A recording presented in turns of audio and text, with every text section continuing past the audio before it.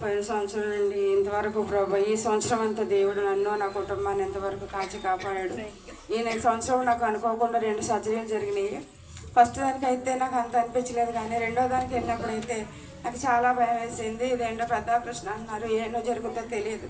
ప్రతి ఒక్క దానికి సంస్కారాలకు వచ్చినప్పుడు ఇదే నా ఆఖరు అనుకుంటా ప్రభు ఏంటి నా జీవితంలో ఇదే ఆఖరేమో, మళ్ళీ నేను సంఘ సన్నిధికి వస్తాను లేదని చెప్పేసి నేను ఎంతో దుఃఖపడి ప్రార్థన చేసుకుని అమ్మగారికి కూడా చెప్పి నేను వెళ్ళినప్పుడు కూడా అసలు నేను తిరిగి వస్తానని కూడా అసలు నేను అనుకోలేదు.